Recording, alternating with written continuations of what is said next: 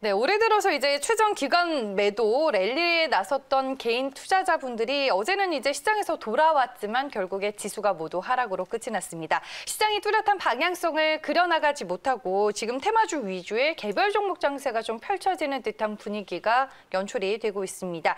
그 안에서 또 가는 종목, 움직이는 종목은 있는데요. 두 분과 오늘도 종목 얘기 나눠보겠습니다. 펠리즈 투자 리서치 김민수 대표, 이베스트 투자증권 IM 영업팀 염소환 차장과 함께합니다. 안녕하세요. 네, 오늘 이제 빅 이벤트가 있습니다. 빅히트 엔터테인먼트 종목 얘기로 좀 시작을 해보겠습니다. 드디어 이제 오늘 상장을 하게 되는데 우리가 카카오 게임즈에 대한 학습 효과가 있기 때문에 오늘도 많은 분들이 따상을 좀 예감을 하고 있던데 대표님, 빅히트 상장이 오늘 시장에서 어떤 이벤트로 작용을 하게 될까요? 네, 일단 오늘 IPO다 보니까 차트로 설명할 수 있는 게 없습니다. 그렇죠. 네. 저는 간편합니다. 네, 근데 일단 빅히트 엔터를 바라볼 때 지금 최근에 나왔던 중국 쪽의 팬들이 안 좋은 반응을 보인다거나 또 이제 병역 의무 관련된 얘기들도 나오면서 이슈화는 되는데 지금 솔직히 주가와는 이번에 상장과 IPO는 좀 상관이 없는 얘기겠죠. 일단은 그렇게 큰 영향은 아닌데 지금 대표적으로 보는 게 기존의 IPO 종목들의 열기를 봤었을 때는 일단은 따상 가능성이 높고요. 네. 게다가 적어도 2, 3일은 갈 것이다라는 기대감이 상당히 높은 게 현실이라고 봐야 될 것 같고요. 하지만 기존의 종목들 보게 되면 잠깐 조정받았다가 또 추세적으로 우상향으로 가는 게 아니라 오히려 차익 매물 때문에 좀 계속 고생하는 모습들이 나왔었죠. 이런 분위기를 어느 쪽으로 따라가느냐의 문제인데 아무래도 시장 분위기나 흐름을 봤을 때는 약간 좀 무거워질 가능성이 초기 열기에 비해서는 무거워질 가능성에 무게를 둬야 되지 않을까 생각이 들고 있는데요.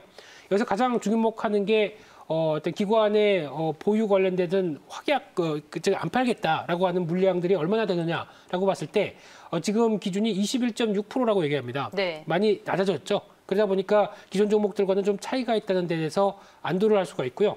게다가 또 기존에는 우리사주조합이 카카오 게임즈 같은 경우는 이쪽을 줄이고 기관한테 많이 줬는데 지금 그냥 계획대로 한 20%가 배정됐다 보니까 기관이 그만큼 덜 참여했다라는 쪽에서 오히려 기대감을 갖는 수준도 있다고 봐야 될 것 같은데 근데 가장 중요한 게 마찬가지로 기관의 그 확약 관련된 쪽에서 의무보유 확약 쪽이 한 달짜리가 가장 높습니다. 한 38.65% 정도 됩니다. 그러다 보니까 한 달 뒤에는 대기 물량들이 팔려고 하는 물량들이 높다라는 쪽은 염두를 하셨으면 좋겠고요. 그러다 보니까 또 하나 걱정이 되는 부분들이 한 30만 원대 넘어가게 되면 PER이 60배입니다. 네. 아무리 엔터사고 BTS가 인기가 높다고 하더라도 60배 이상의 밸류에 대해서 시장이 용인할 것인가 이 부분은 또 하나의 관건이라고 봐야 되겠죠. 그런 쪽으로 보게 되면은 일단 지금은 초기 열기에서 그냥 혹시 IPO를 해서 갖고 계신 분들이라고 하게 되면 초기 열기 반영되는 2, 3일 정도. 그래서 상한가가 무너진다. 그러면 그냥 팔자라는 쪽으로 보셨으면 좋겠고요. 네. 기존 엔터사들이 오히려 소외될 가능성도 있겠죠. 그렇게 되면 저점에선 차라리 기존 엔터사들을 매수하는 게 좋겠다. 이렇게 말씀드리고 싶습니다. 네, 역시나 그동안의 수순을 좀 밟을 것이다라고 말씀해 주셨고 저희가 전일 JYP 엔터 얘기를 하면서 다른 엔터주들 얘기를 해봤었는데 역시나 같은 전략을 주셨습니다. 그러면 넷마블이나 빅히트의 지분을 가지고 있는 종목들은 좀 어떨까요? 아마 오늘 그런 종목들이 더 빠르게 하락할 수도 있습니다. 왜냐하면 기대감, 특히 재료 노출 간접적으로 움직이다 보니까 오히려 시장에서는 그렇게 크게 부각되지 않을 가능성이 높기 때문에 오히려 이 종목은 오히려 지금 상장과 동시에 파는 게 더 좋겠다. 이렇게 빨리 액션을 취하는 게 좋겠다라고 말씀드리고 싶습니다. 네, 알겠습니다. 빅히트의 공모주 청약을 받으신 분이든 빅히트의 주식이 없는 분이든 오늘 많은 분들이 빅히트의 주가가 어떤 방향성을 그릴지 상당히 궁금해하고 예의주시해서 보실 것 같습니다. 네, 빅히트 얘기 저희가 먼저 나눠봤고요. 다음 두 번째 종목은 FNF입니다. 중국 하이난 공항 면세점 입점 효과를 바탕으로 중국 오프라인 매출 성장에 힘입어서 실적 회복이 가시화될 것이다. 이런 전망이 있습니다. 증권사 리포트 분석 내용 먼저 확인해 볼게요. 네, 중국의 티몰 대상 일평균 매출이 약 7천만 원 내외 수준으로 작년 동기 대비 약 3배 늘었고 분기별 성장세도 견조하다라는 게 리포트 내용입니다. DB금융투자 박현진 연구원이 쓴 내용이고요. 4분기는 이제 중국 관군제를 맞아서 온라인 채널 매출 성장이 또 한 번 부각될 것으로 전망이 되고 있습니다. 일단은 실적 회복이 가시화될 것이다라는 얘기와 문제와 함께 주가를 매수 기회로 지금 삼을 만하다 뭐 이렇게 보는 것 같더라고요. 리포트에서는. 네, 일단 이제 네. FNF도 약간 이제 코로나 대표 피해 기업이죠. 그래서 중국에 이제 관광객들이 사실 면세점 와가지고 그 MLB 모자를 뭐 아마 그 신문 기사나 사진 많이 보셨을 거예요. 굉장히 좀 많은 분들이 그 거기 줄 서가지고 MLB 모자나 신발을 굉장히 많이 샀던 그런 흐름들이 작년까지 이제 펼쳐졌었는데 올해 들어와가지고 이제 아무래도 코로나 때문에 이제 입국이 금지되고 제한되다 보니까 그런 것들이 이제 없어지면서 사실 FNF의 매출이 많이 비중을 차지한 게 이제 그쪽 중국인들 매출인데 그게 그 없어지면서 실적이 좀 안 좋아지는 흐름들로 좀 가고 있습니다. 그래서 회사 입장에서 좀 어려울 수밖에 없는 상황이었는데 일단 다행스럽게도 최근에 이제 그 중국에 아까 나온 대로 T몰 온라인 매출이 지금 한 3배 정도 좀 계속해서 급증하는 추세고 거기다가 최근에 그 하이난 중국의 하이난 면세점에 이제 직접 입점을 하게 됐습니다. 그러면 이제 굳이 중국 사람들이 뭐 여기 그 국내 한국에 오지 않아도 네. 이제 중국 내에서도 좀 소비를 할 수 있는 그런 여건이 갖춰졌고 더 거기다가 오프라인 매장도 지금 올해 한 50개 정도로 예상을 하고 있는데 내년에는 한 5배 정도, 한 250개 정도로 확장을 한다고 하니까 결국 뭐 명확한 것 같아요. 이 MLB 브랜드 자체는 어쨌든 중국에서 좀 승부를 계속 보겠다라는 그런 의지가 확실히 좀 표출이 된 것 같습니다. 그래서 내년도에는 좀 성장을 하지 않을까 이렇게 좀 기대가 되고 있고요. 거기다 국내 쪽은 디스커버리가 좋습니다. 뭐 디스커버리 하면 또 그 공유란 배우가 좀 생각이 나긴 하는데 그리고 되게- 겨울에 우리가 또 패딩 많이 예, 입잖아요. 그러니까 뭐 워낙 유명하잖아요. 그 한국에서는. 그래서 디스커버리 또 이제 패딩을 입을 시즌이 이제 벌써 다가왔습니다. 오늘도 날씨가 굉장히 춥던데 그래서 이 연말 앞두고 이 패딩 시즌이 돌아오면서 아마 의류 매출이 다 좋을 것으로 보여집니다. 그래서 국내 쪽에서는 디스커버리를 한번 기대를 또 해볼 만한 것 같습니다. 그래서 두 가지 모멘텀 뭐 중국과 국내 쪽에서 모멘텀을 봤을 때 지금 주가는 뭐 충분히 아직도 좀 저는 싸다 이렇게 좀 보고 있고요. 다만 이제 코로나 리스크가 해소가 된 건 아직은 아니기 때문에 네. 이 회사도 거기서 자유로울 수는 없어요. 그래서 아직까지는 단기적으로 오르는데 한계가 분명한 건 사실입니다. 근데 이제 코로나 리스크가 내년에 해소가 됐을 때는 저는 위가 많이 열려 있다고 보고 있는데 그게 언제인지는 저도 알 수가 없거든요. 그래서 지금 상황에서 좀 단기냐 중기냐를 여러분이 명확하게 구분을 하셔가지고 단기 트레이딩 하신 분들은 일단 한 10만 원 부근에서 한번 자르는 게 좋을 것 같아요. 한 요 레벨에서는 차익 실현 한번 하시고 다만 내년에 나는 코로나19 리스크 좀 해소되는 것까지 한번 보고 그 한번 끌고 가보겠다 하시는 분들은 내년에 충분히 한 12만 원까지 도전할 수 있다고 보거든요. 그래서 중장기적으로는 한 12만 원까지 염두에 두시면서 좀 나눠서 대응하시는 전략이 필요할 것 같습니다. 네, 알겠습니다. FNF에 대한 가격 전략 겸 차장님의 의견을 저희가 들어봤습니다. 뭐 FNF를 포함해서 최근 시장에서는 실적 회복이 가시화되는 종목들이 또 많이 눈에 띄고 있는데 그중에 하나가 이노션이 아닐까 싶습니다. 2분기 업황 저점 후에 3분기부터는 완연한 회복세가 전망이 되고 있는데요. 역시나 리포트 내용 먼저 보겠습니다. 네, 신한금융투자 홍세종 연구위원의 리포트 내용입니다. 영업이익은 이제 컨센서스를 10% 가까이 상회하는 견조한 실적이 기대가 되고 있고요. 다수의 신차 출시 효과에 힘입어서 외형이 1.6% 확대가 될 것으로 전망이 되고 있습니다. 주가 바닥 탈피가 이노션도 또 시작이 된 건가요, 대표님? 네, 어제 현대차 그룹 네. 관련돼서 여러 가지 이슈가 많이 나왔죠. 정의산 회장 취임 또 수소 연료전지차 상용차 트럭이죠. 이쪽에 대한 미국과 중국 판매. 저는 이쪽을 보면서 와 현대차의 기술이 많이 올라왔구나라는 쪽도 다시 한번 느끼게 됐는데 그중에서 현대차 그룹 중에서 안간 종목이 뭘까 시장에서 노리는 게 이쪽이 아니었을까 생각됩니다. 또 찾다 보니까 아 그래도 이노션도 현대차 쪽이었지라고 네. 하다 보니까 어제 올라왔다고 봐야 될 것 같고요. 그런 쪽으로 봤을 때 국내에서는 이제 GV70이죠. 이게 약간 GV80보다 좀 덩치가 작은 건가요? 네, 이쪽과 함께 또 중국과 미국에는 이제 GV80 이제 판매 계획이 나오기 시작하면서 차를 잘 팔려고 하게 되면 마케팅을 잘해야 되겠죠. 그러면 마케팅을 하기 위한 광고 수단의 대표적인 회사 이노션이 이제 부각받는다고 봐야 될 것 같고요. 또는 내년에는 이제 또 친환경차가 본격적으로 이제 전기차도 라인업을 시도를 하다 보니까 친환경차도 또 마케팅 비용이 들어갈 거고 게다가 또 기아차가 이번에 CI를 바꾼다고 합니다. 엠블럼을 또 교체하는 쪽으로 나오다 네. 보니까 그에 따라서 또 수혜를 받는다라고 하게 되면 이런 현대차가 성장하면서 판매를 계속 늘려야 되는 관점이 나오게 되면 이에 따라서 수혜를 받을 수 없는 쪽 약간 한 또 다른 축이죠. 이런 쪽에 대한 변화 기대감이 높은 상황들인데 그러다 보니까 올해 실적은 아무래도 상반기에 고전한 모습이 있기 때문에 별로 안 좋다고 하더라도 내년은 사상 최대 실적까지 넘보는 만큼 주가에 대한 변화도 이를 반영했다라고 봐야 될 것 같고요. 그런 차원에서 봤었을 때 일단 지금 최근에 주가 패턴들은 상당히 좋습니다. 저점대 계속 눌렸다가 이제 고점을 넘어가는 패턴들 나쁘지 않고요.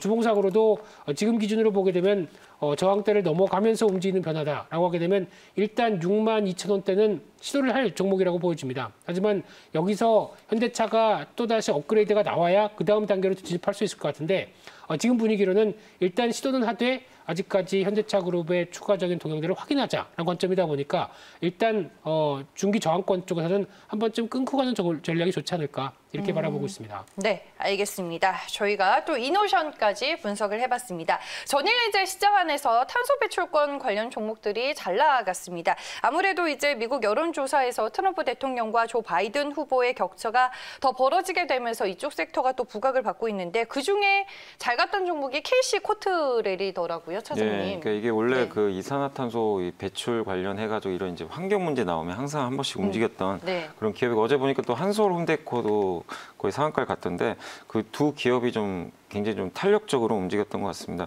이 기업 같은 경우 이제 화석연료가 이제 연소할 때 발생하는 그 이산화탄소를 이제 포집해가지고 저장하고 이제 뭐 재처리를 하면서 이산화탄소를 어떻게 보면 이제 제거해주는 그런 이제 CCS라는 이제 기술을 좀 가지고 있는데 이게 여러 가지 뭐 석탄 발전이라든가 뭐 가스 아니면 뭐 정유, 철강, 시멘트 같은 이제 여러 전반적인 그 공장에 다 이런 것들이 쓰이게 되면은 이산화탄소를 저감할 수가 있는 거죠. 그래서 친환경적인 어떤 이제 기술로 좀 각광을 좀 받을 수 있는데 이제 사실 바이든 후보랑 그 트럼프 대통령하고 가장 대척점에 있는 게 트럼프 대통령은 어쨌든 아직까지는 예전에 이제 뭐 신재생 에너지보다는 화석 연료 쪽에 여전히 방점을 두는 사람이고 바이든은 신재생 에너지 쪽이잖아요. 그리고 파리 기후협약도 트럼프는 탈퇴를 해버렸지만 바이든은 공약으로 뭐 자기는 다시 한번 재가입을 하겠다 이렇게 또 언급을 했기 때문에 환경적인 면에서는 당연히 바이든이 좀 유리한 것도 사실입니다. 그래서 그런 것들이 이제 맞물리면서 어제 주가가 좀 한번 급등을 했는데 사실 이게 뭐 새로운 뉴스는 아닌데 또 최근에 좀 지수가 좀 좋지가 않고 네. 주도주가 없다 보니까 이런 좀 뉴스들이 조금이라도 나오면 관련 기업들이 좀 급등하는 그런 현상들이 좀 나왔던 것 같습니다. 근데 좀 아쉬운 건 이 기업이 2분기에 좀 적자가 굉장히 크게 나왔더라고요. 그래서 실적 면에서는 아직까지는 조금 더 우리가 살펴봐야 되기 때문에 저는 좀 개인적으로 좀 단기적으로 대응을 하셨으면 좀 좋을 것 같고 지금 차트상으로도 주봉상 작년도 고점입니다. 작년에도 한번 이슈가 있어서 급등을 했던 것 같은데 요 레벨 한 거의 9,500원, 10,000원 정도 요 레벨이 상당한 또 그 저항권이거든요. 그래서 오늘도 한 번 더 올라가면 9,500원 이상부터는 좀 적극적으로 비중을 좀 줄이는 전략이 좀 필요할 것 같습니다. 네, 알겠습니다. 저희가 KC 코트레를 염 차장님과 분석을 해봤고요. 뭐 한솔 홈데코 얘기를 해주셨는데 지금 조 바이든 후보의 정책과 관련된 종목들 내에서 또 순환매가 나타나는 것 같아요, 대표님. 그러면은 탄소 배출권을 대표하는 종목, 대표적으로 어떤 것들이 더 있을까요? 네, 차장님께서 잘 설명해 주셨지만 네. 그냥 새로운 테마 찾기 뭐 그런 쪽에서 나오는 변화라고 봐야 될 것 같은데 이게 좀 지수가 지지부진하다 보니까 요즘 이런 테마 쪽으로 좀 시장의 수급이 몰리고 있는 건가요? 오늘도 그럴 것 같습니다. 네. 네, 어떤 테마인지 모르는 게 지금 그걸 알면 네, 그냥 그렇죠. 쫓아가는 입장이죠, 저희들은요. 네. 그러다 보니까 일단 가장 중요한 게 지금 뭐 어제도 보였지만은 ESG라고 하는 즉 착한 투자라고 얘기를 하죠. 보통 사회적 기업 관련된 투자 쪽에서 네. 관심이 상당히 높아지고 있는 현실이고요.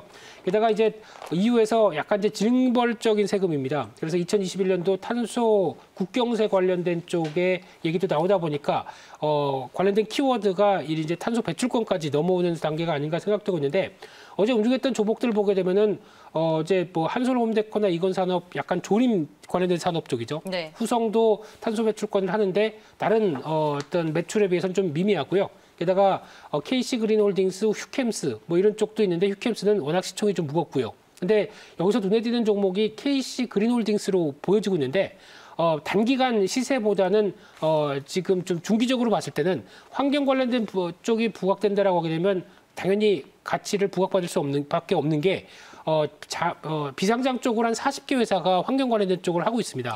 40개요? 네, 그러다 보니까 아직 부각은 안 받아도 또 이제 가치에 대해서 만약에 또 따지기 시작한다라고 하게 되면 시장에 대한 변화는 나올 수 있지 않을까라는 쪽에서 눈여겨보고 있는데 하지만 아직 어떤 중기적인 저항권을 돌파를 못하고 있습니다. 그러다 보니까 일단은 단기적인 관점이라고 하더라도 혹시나 그 관련된 부분들이 부각 과들세를 대비해서 뭐 매매 타이밍 한번 찾아보는 건 좋겠다. 이 정도로만 말씀드리겠습니다. 탄소 배출권 관련주도 쭉 얘기를 해주셨는데 그중에서 KC 그린홀딩스가 제일 매력적인 종목이다. 그나마 제일 낫다고 그나마? 보여집니다. 예. 네, 알겠습니다. 전에 또 시장에서 핫했었던 테마를 저희가 분석해봤습니다. 특징주들 이제 오늘 장에서 어떻게 대응하면 좋을지 두 분과 종목에 대한 전략을 세워봤고요. 이제 오늘의 관심주 들어봐야 할 텐데 최근에 뭐 지수는 좀 답보 상태고 테마주 위주로 가다 보니까 장이 별로다 또 재미없다라고 생각하시는 분들도 많을 것 같고 종목을 고르기가 쉽지 않을 것 같아요. 차장님 오늘 어떤 종목인가요? 그러니까 이럴 때는 네. 좀 명확히 하시는 게 좋은데 이제 방금도 저희가 뭐 이렇게 탄소 배출권 관련한 뭐 이런 여러 가지 뭐 테마주 말씀을 네. 드렸잖아요. 그런 것들도 한 번씩 뭐 이렇게 단기 매매 관점에서는 나쁘진 않다고 봐요. 그러니까 예, 어느 정도 요즘에 그래서 장 초반에 이런 걸로 회식비 보시는 분들이 네, 그러니까 그게 이제 있더라고요. 사실 이제 처음 네. 하시는 주린이 분들은 그런 능력이 안 되시잖아요, 당연히. 그러니까 당연히 그런 쪽을 굳이 하실 필요는 없는데 트레이딩 경력이 있으신 분들은 그런 것들을 뭐 가져가라는 게 아니라 그날 사서 뭐 그날 파는 것도 하나의 방법이니까 하시면서 대신에 한쪽에선 여러분들이 분명히 지금 또 기회가 좀 오고 있는 장이거든요. 또 빠지면 좋은 기업들이 굉장히 또 많이 나올 수가 있어요. 그래서 내년까지 보고 좀 좋아지는 기업들을 여러분들이 미리 좀 포트를 구성해서 오. 저가에 담아야 됩니다. 그래서 네. 오늘도 이제 그런 종목으로 제가 인탑스라는 종목을 하나 갖고 왔는데 이것도 뭐 많이 알려져 있는 기업 중에 하나 스마트폰 이제 뒤에 들어가는 이제 그 케이스 있잖아요. 근데 이제 저가폰에 들어가는 플라스틱 케이스를 만드는 회사 중에 하나고 일단 삼성전자가 지금 이번에 3분기 실적 발표에서 정말 엄청나게 놀라웠던 게 그 중저가폰을 어마어마하게 팔았어요. 그런데도 불구하고 이익률이 굉장히 좀 올라가기도 했는데 중저가폰 쪽에서도 이제 경쟁력이 확실히 검증이 됐는데 앞으로 이제 화해의 빈자리를 아마 삼성전자가 더 채우려고 노력을 할 거고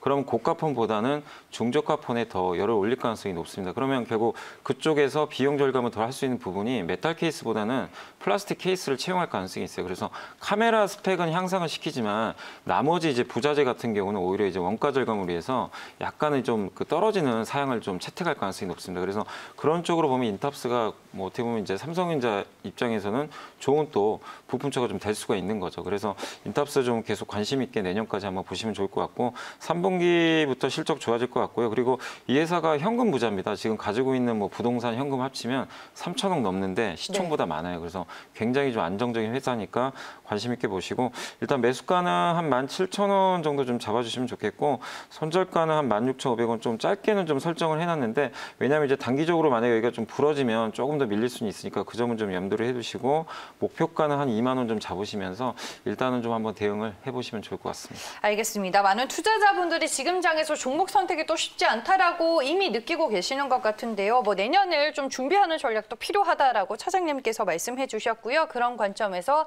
오늘 종목 인탑스 소개해 주셨습니다. 목표 주가 2만 원 가격 전략으로 참고하시길 바랍니다. 네, 오늘 두 분 말씀은 여기까지 드릴게요. 이베스트 투자증권 IM 영업팀 염승환 차장, 펠리조 투자 리서치 김민수 대표와 함께했습니다. 고맙습니다.